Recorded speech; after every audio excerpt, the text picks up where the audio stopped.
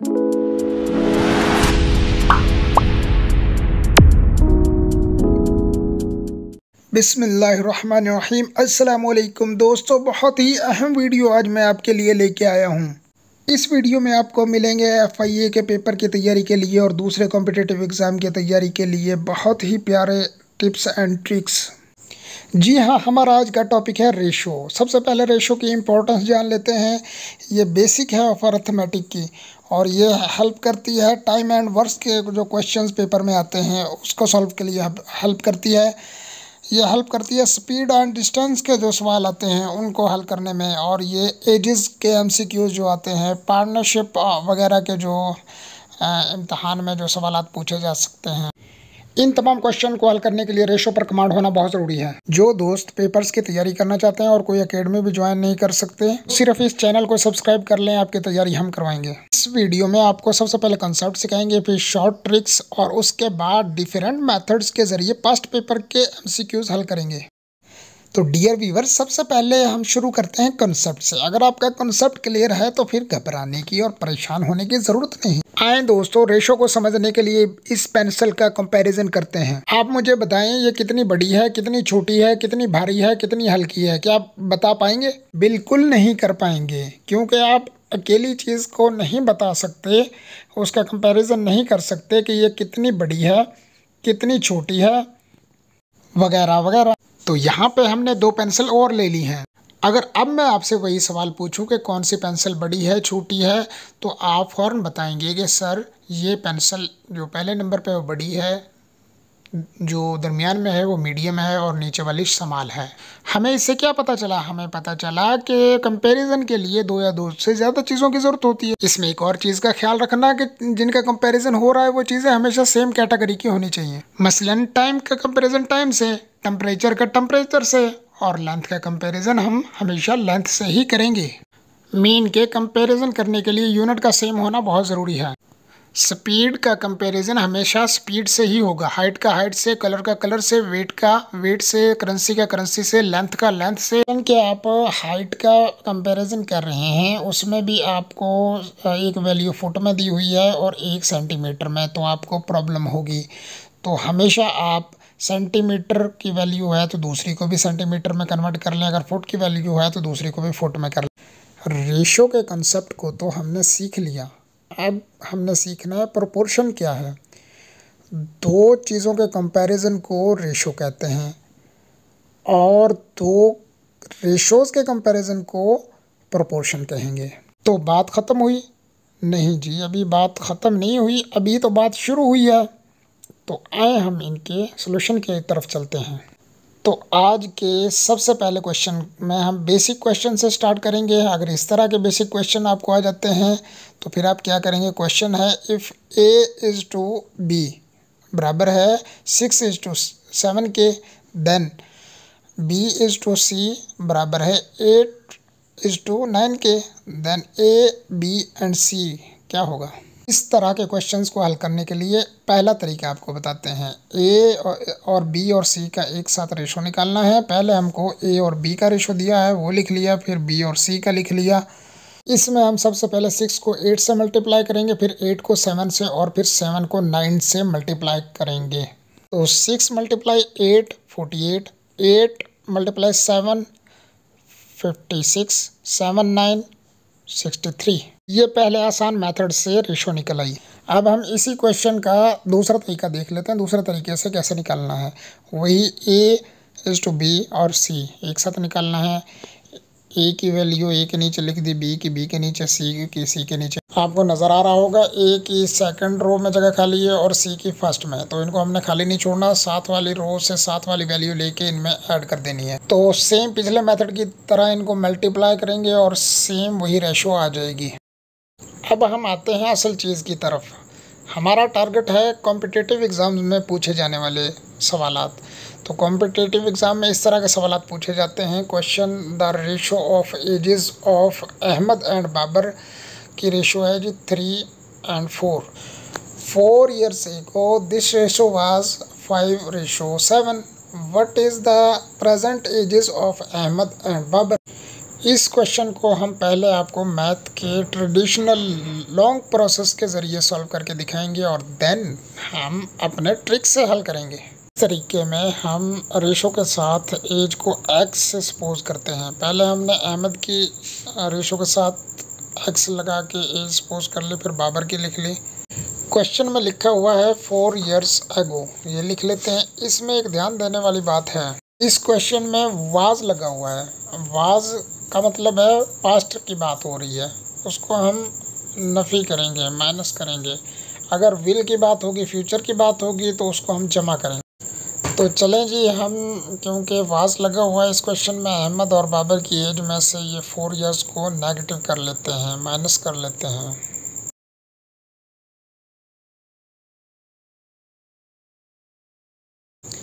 अब हम इन दोनों के रेशोज़ को अपॉन शेप में लिखेंगे, फिर इक्वल टू सेकंड रेशो लिख लेंगे। नेक्स्ट प्रोसेस में हम इनको क्रॉस मल्टीपल करेंगे। तो अब हम 7 को मल्टीप्लाई करेंगे 3x - 4 से, इक्वल टू 5 को मल्टीप्लाई करेंगे 4x - 4 से। मल्टीप्लाई के बाद 21x - 28 equal to 20x - 20 value आई है। अब हम x की वैल्यूज़ को एक साइड पे ले लेंगे और दूसरी वैल्यूज़ को दूसरी साइड पर।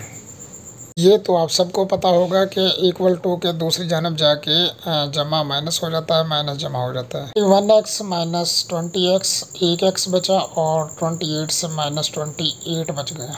चूँकि x की वैल्यू 8 आई है तो दोनों के रेशो से x की वैल्यू को मल्टीप्लाई कर देंगे। तो इस तरह इस लेंथी प्रोसेस से दोनों की एजेस हमारे सामने आ गई हैं। तो अब हम आ गए जिसका हमें इंतज़ार था, शॉर्ट ट्रिक की जानब। क्वेश्चन वही सेम है, अहमद का हम A लिख लेते हैं और बाबर का B लिख लेते हैं। इनके नीचे इनकी पहली रेशो लिख लेते हैं 3 और 4। जैसा कि हम आपको पहले भी बता चुके हैं कि पास्ट में नेगेटिव और फ्यूचर में पॉजिटिव यूज़ होगा। इस क्वेश्चन में पास्ट की बात हो रही है तो हम 4 years को नेगेटिव में लिख लेंगे। उसके बाद हम सेकंड रेशो लिख लेंगे।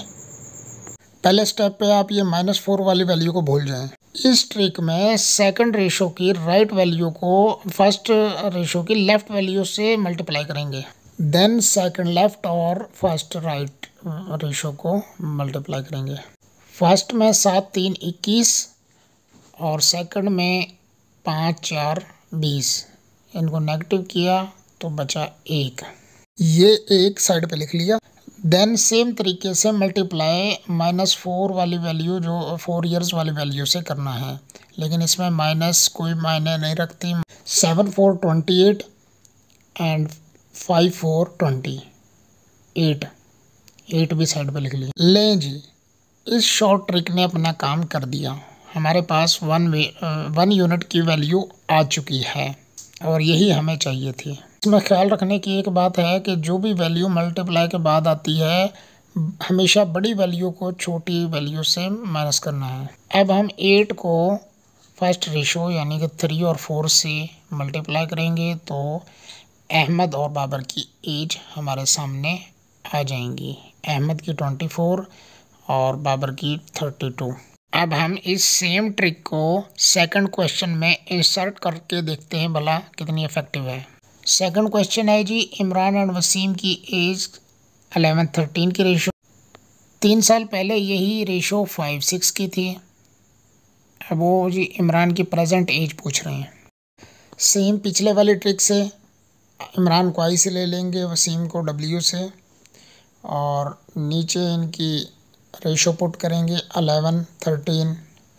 अब कितना है जी, सेकंड रेशो है 5-6। अब 3 years पहले की बात हो रही है तो जो पास्ट में बात हो रही हो वो हम हमेशा नेगेटिव में लेते हैं। तो -3 दोनों साइडों पे -3 लिख दिया हमने, सेम पिछले पैटर्न में। सेकंड रेशो की सेकंड से फर्स्ट से multiply 11-6 is 66।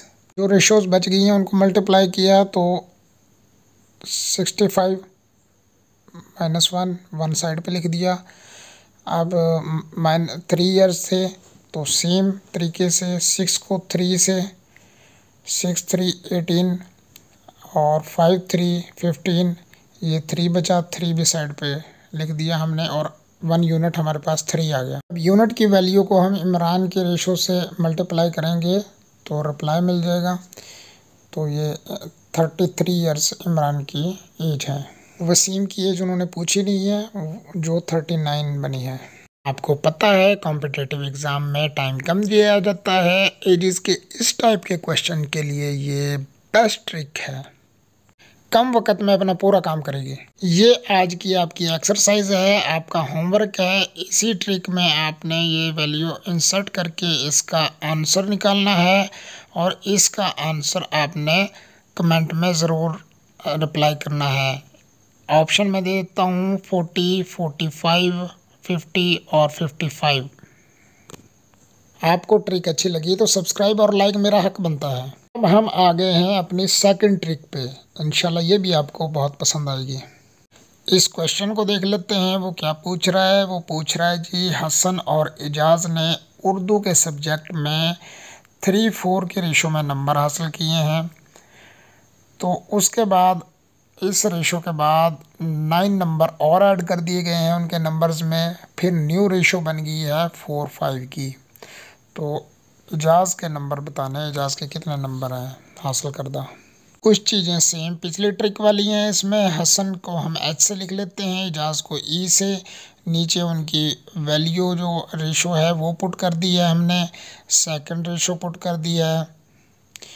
Then first difference इनका देखते हैं हम। सबसे पहले हम इनका डिफरेंस देखेंगे कि 3-4 में कितना डिफरेंस है और 4-5 में कितना डिफरेंस है। तो दोनों तरफ 1 का डिफरेंस है, यानी कि डिफरेंस सेम होना चाहिए। इस ट्रिक में जो ज़रूरी चीज़ है वो ये है कि डिफरेंस दोनों तरफ सेम होना चाहिए। अगर सेम नहीं है तो उसकी भी ट्रिक मैं आपको बताऊंगा कि सेम कैसे करना है।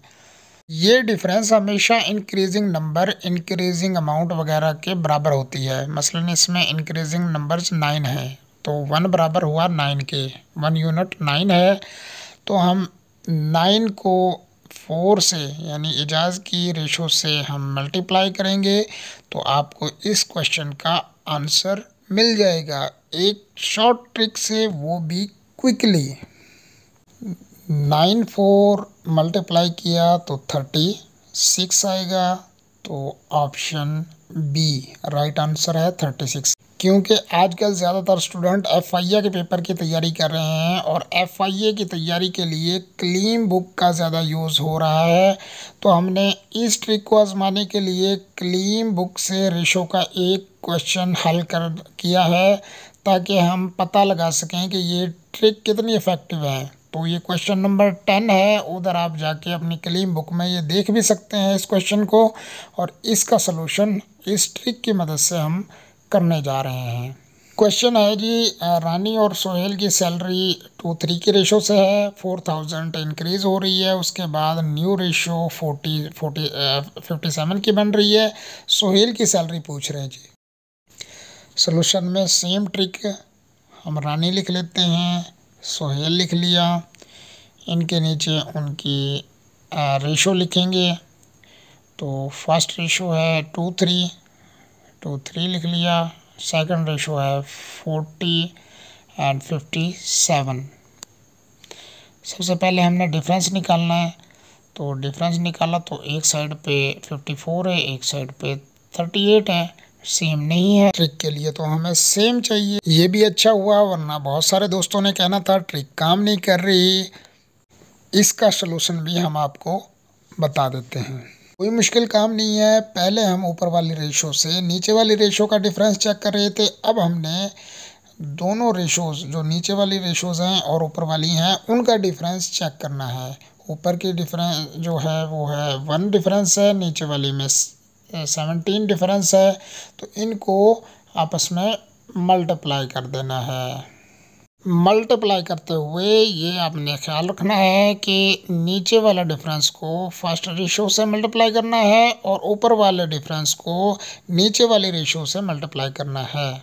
जब हमने मल्टीप्लाई किया तो नीचे वाली रेशो सेम रही क्योंकि वो 1 से मल्टीप्लाई हुई है, तो ऊपर वाली रेशो चेंज हो चुकी है। तो जो न्यू रेशो है वही हमने लिखनी है, वही हमने ट्रिक में यूज़ करनी है। बस इतनी सी बात थी।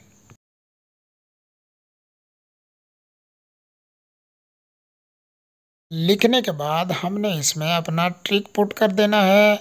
डिफरेंस सेम आ गया है, दोनों तरफ डिफरेंस +6 है। जैसा कि पिछले क्वेश्चन में बताया था, डिफरेंस बराबर होता है इंक्रीजिंग वैल्यू के। यहाँ इंक्रीजिंग वैल्यू 4000 रुपीज़ है तो वो हमने लिख ली है, लेकिन यहाँ 6 यूनिट है तो हमें 1 यूनिट की वैल्यू चाहिए। 1 यूनिट की वैल्यू निकाल लेते हैं। 1 यूनिट की वैल्यू बनी है 6,666.66। चूँकि हमसे सोहेल की करंट सैलरी पूछी गई है तो हम इस वैल्यू को सोहेल की रेशो से मल्टीप्लाई करेंगे, तो ये आ जाएगा 34,000। ये हमारे पास सैलरी इंक्रीजिंग से पहले की वैल्यू आ गई है। इसमें हमने 4000 जो सैलरी इंक्रीज़ हुई है उसको प्लस कर देना है, तो करंट आंसर निकल कर सामने आ जाएगा, जो कि है ऑप्शन डी 38,000।